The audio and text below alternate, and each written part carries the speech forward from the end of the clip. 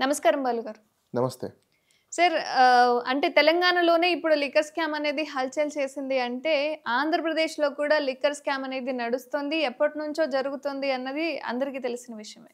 But రీసెంట్‌గా కూడా liquor scam అనేది బయటపడుతుంది అని మాకందిన సమాచారం ప్రకారం తెలుస్తోంది.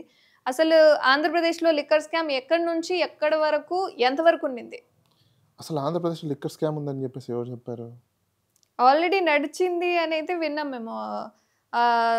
అంటే తగ్గిస్తాము అని చెప్పి వాటి రేట్లు పెంచడము. హ్మ్. ఈవెన్ అంటే కల్తీ ఆ రేట్లు పెంచింది డబ్బులు గవర్నమెంట్‌కే గదా! వచ్చాయి.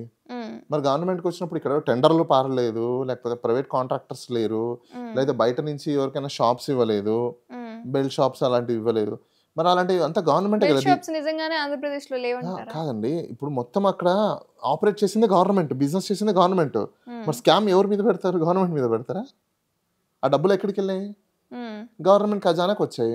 మరి స్కామ్ ఏముంది అక్కడ ఇంకా? గవర్నమెంట్ అంటే ప్రజలకే పెట్టారా? లేదా ప్రజలు ప్రభుత్వ నాయకులు ఇప్పుడు మింగారా అని? ప్రజలకి అమ్మారు. ఆ హ్మ్. డబ్బులు ఎవరికొచ్చాయి? ప్రభుత్వానికొచ్చాయి. గవర్నమెంట్‌కొచ్చింది. హ్మ్. ఇంక ప్రభుత్వం ఆ డబ్బులు ఏ విధంగా ఎలా యూజ్ చేస్తదన్నది ఇంక ప్రభుత్వం ఇష్టం అది. అదే కదా పాయింట్ ఇప్పుడు. మరి ప్రభుత్వం తీసుకున్నప్పుడు ప్రజలకిచ్చారా? లేదా ప్రభుత్వ నాయకులు ఇది మింగారా ఎలా అనేది? ఉందంటే మీరు చెప్పేది, నేను కట్టిన రూపాయి టాక్స్‌కి నువ్వు ఎవడికి పెట్టావో నాకు చెప్పన్నట్టుంది.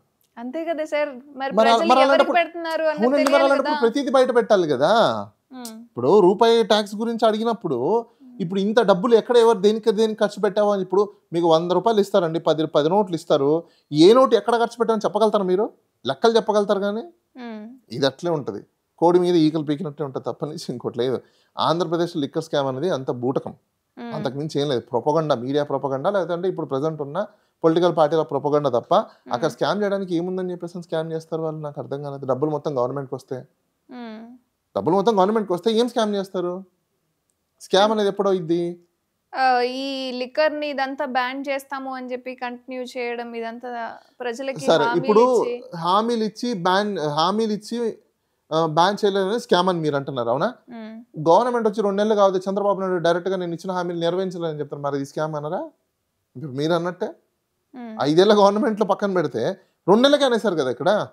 చేయలేమని చెప్పారా? మరి అది స్కామే కదా! ఇప్పుడు మీరన్నట్టు హ్మ్. బ్యాన్ చేయకపోవడం అనేది స్కామ్ అని మీరు అంటున్నారు. హ్మ్. మరి నేను చేయలేను అనడం కూడా స్కామే కదా! మీ లెక్కనైతే. హ్మ్. మీరు చెప్పే పద్ధతిలో అయితే. అవునా? అంటే 2 నెలల్లో అనుకున్న పనులన్నీ అవ్వవు కదా సార్. దట్స్ వాట్ నేను అదే అంటున్నానండి. ఇప్పుడు హ్మ్. ఇప్పుడు 5 సంవత్సరాలు వెయిట్ చేద్దాం. చేయలేదంటే అప్పుడు వీళ్ళు కూడా స్కామ్ చేసినట్టేనా? హ్మ్. చెప్పండి. వీళ్ళు కూడా స్కామ్ చేసినట్టేనా? మనం ఏదైతే మాటిస్తున్నామో అది దేనికి సంబంధించింది అనేది ప్రజలకి ఎలా ఉపయోగపడుతుంది? వాళ్ళని ఎలా అభివృద్ధి పరుస్తుంది అనే దాన్ని కూడా డిపెండ్ అయ్యి ఉంటది కాబట్టి, వీళ్ళు ఏం చేస్తున్నారు అన్నది గదా ఇప్పుడు ముఖ్యం. ఎవరు? ఇప్పుడు చంద్రబాబు నాయుడు గారు గావచ్చు, ఇప్పుడున్న ప్రభుత్వం కావచ్చు, వీళ్ళు హ్మ్. ఏం చేశారు? అంతకుముందున్న వైఎస్ఆర్‌సీపీ వాళ్ళు ఏం చేశారు అన్నది ముఖ్యం గదా! ఇప్పుడు వైఎస్ఆర్‌సీపీ ఏం చేసింది 5 సంవత్సరాలు ప్రజలకు తెలుసు. మళ్ళీ వీళ్ళేం కొత్తగా వచ్చి చెప్పాల్సిన అవసరం లేదు. హ్మ్. వాళ్ళకి తెలుసు కాబట్టే వీళ్ళకి పట్టం కట్టారు. అవును. అవునా? హ్మ్. ఇప్పుడు మీరు ప్రజలకు ఏం చేస్తారు? అభివృద్ధి ఏం చేస్తారు? వెల్‌ఫేర్ ఏం చేస్తారు అనేది మీరు చెప్పాలి. హ్మ్. అవునా? అవును. అది చేసుకుంటూ పోవాలి గానీ వాడది చేసాడు, నీకెందుకు అయన్నీ? హ్మ్. నీకు చేసింటే నువ్వు చట్టపరంగా తీసుకున్న చర్యలు నువ్వు తీసుకో. హ్మ్. తప్పులుంటే. అవును. సంక్షేమం చేయాలనుకున్నావు, సంక్షేమానికి నువ్వేం చేస్తావు? హ్మ్. అభివృద్ధి చేయాలనుకున్నావు, అభివృద్ధికి నువ్వేం చేస్తావు? ఆయన చేయలేదు కాబట్టి నేను చేయలేను. ఆయన చేయలేదు కాబట్టి మరి ఆ ముక్క నువ్వు ఎలక్షన్స్‌కి ముందు చెప్పాలి గదా! ఈరోజు నువ్వు పవర్ తెచ్చుకొని ఓట్లని జనాలేసిన తర్వాత ఆయన చేశాడు కాబట్టి నేను చేయలేకపోతున్నానంటే, ఇప్పుడు జనాలందరూ అయ్యో! తూచి ఎలక్షన్ కమిషన్‌కి మొత్తం అందరూ 2,00,00,000 చిల్లర మంది అందరూ లెటర్ రాసి తూచి చంద్రబాబు నాయుడు గారు ఇప్పుడు ఇట్లా అన్నాడు మా ఓట్లని మేము రిటర్న్ తీసేసుకుంటామంటే అయిపోయిద్దా? కుదరని పని కదా! దెన్ ప్రజలు కూడా గమనించాలి ఏందంటే మోసం చేసి గెలవడం అనేది కామన్. ఏ హ్మ్. పొలిటీషియన్ అయినా. ఇప్పుడు ఆయన ఆయన ఒప్పుకోమని చెప్పండి. నీకు ముందు ఇప్పుడు ఇదే క్వెషన్ మీడియా వాళ్ళందరూ ఎళ్లి చంద్రబాబు నాయుడుకి ఏమయ్య నీకు ముందు తెలీదా? నువ్వు ఇంత సీనియర్ ఎక్స్‌పీరియన్స్‌డ్ చీఫ్ మినిస్టర్ కదా! నీకు తెలియదా ముందు ఇలా జరగడం? నాకు తెలీదండి అని అన్నాడనుకోండి, ఇంక ఆయన సీఎంగా కూడా పనికిరాడు. నాకు తెలీదు అంటే ఆయన సీఎంగా పనికిరాడాయన. ఎస్కేప్ అయ్యే పరిస్థితికి సింపుల్ వస్తుంది. అండి. ఆయన నాకు తెలీదు అని అన్నాడనుకోండి, నువ్వు సీఎంగా పనికిరావు ఇంక అలాంటప్పుడు. నువ్వు హ్మ్. తెలియకుండా ఎట్లొచ్చి బయట చెప్పావు? నువ్వు ఇప్పుడేం చేస్తావు? అన్ని అబద్దాలే చెప్తావు, అబద్దాల పనులే చేస్తావు ఇప్పుడు కూడా. హ్మ్. క్యారెక్టరిస్టిక్ కాండక్ట్ అంటారు కదా! నీ బోనఫైడ్ క్యారెక్టరిస్టిక్స్ కాండక్ట్ ఎక్కడ కరెక్ట్‌గా ఉంటాయి? హ్మ్. చాలా ఇంపార్టెంట్ కదా అవి గూడా. ఇప్పుడు వీళ్ళు గూడా ప్రజలకి ఎలాంటి న్యాయం చేయలేరంటారా? చేయలేరు అని నేను అనను. ఎందుకంటే గవర్నమెంట్ వచ్చింది మొన్ననే కాబట్టి. వాస్తవంగా వాళ్ళు ఏం చేస్తారేంటని మనం చూడాలి వెయిట్ చేసి. ఇప్పుడు మీరు ఏదైతే స్కామ్ అని అంటున్నారో అది స్కామ్ ఎలా అని నేను అడుగుతున్నా. ఏ విధంగా స్కామ్ అయింది?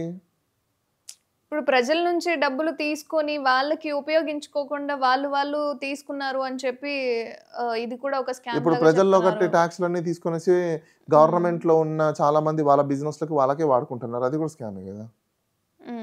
ఇప్పుడు వీళ్ళు మాట్లాడుతుంది అయితే అదే కదా. అంటే అవునండి, లిక్కర్ స్కామ్ అనేది నడిచింది. ఇప్పుడు నేనేమంటున్నా, ఇప్పుడు మీరు ఓన్లీ లిక్కర్ స్కామ్ ఒకటే చెప్తున్నారు. నేనేమంటున్నా, లిక్కర్ స్కామ్ ఒకటే కాదు, పాలసీ స్కామ్స్ ఉన్నాయి, జీవోల స్కామ్స్ ఉన్నాయి, రూల్స్ స్కామ్స్ ఉన్నాయి, రెగ్యులేషన్ స్కామ్స్ ఉన్నాయి, డెవలప్మెంట్ స్కామ్, అన్ని స్కామ్లు ఉన్నాయి. లేవని చెప్పమంటారా చెప్పండి? ₹1,00,000 పెయిడప్ క్యాపిటల్ లేని కంపెనీకి 10 కోట్ల రూపాయల ప్రాపర్టీని SEZ లొకేషన్లో అలకేట్ చేసి 2014 నుంచి 19 గవర్నమెంట్లో సేల్ రిజిస్ట్రేషన్ కూడా చేశారు, సేల్ డీడ్ కూడా. మరి అది స్కామ్ కాదా? ఆంధ్రప్రదేశ్లో అది రికార్డెడ్. మళ్ళీ నీకు ₹1,00,000 లేదు నీ కంపెనీలో, 10 లక్షల రూపాయలు నువ్వు సేల్స్ రిజిస్ట్రేషన్ డిపార్ట్మెంట్ నువ్వు డబ్బులు కట్టి 10 కోట్ల రూపాయల ప్రాపర్టీకి నువ్వు 10 లక్షల రూపాయలు డీడీ తీసి డబ్బులు కట్టేసి రిజిస్ట్రేషన్ చేసుకున్నావు. ఈ డబ్బులు ఎక్కడి నుంచి వచ్చినాయి? మరి ఇది పెద్ద స్కామ్ కదా. అలాంటప్పుడు ల్యాండ్ కుంభకోణం అది. 2014 నుంచి 19 వరకు బిజినెస్ అభివృద్ధి డెవలప్మెంట్ అనే రూపంలో ల్యాండ్ల కుంభకోణమే జరిగింది. ఇప్పుడు కూడా మళ్ళీ అదే జరుగుతుంది.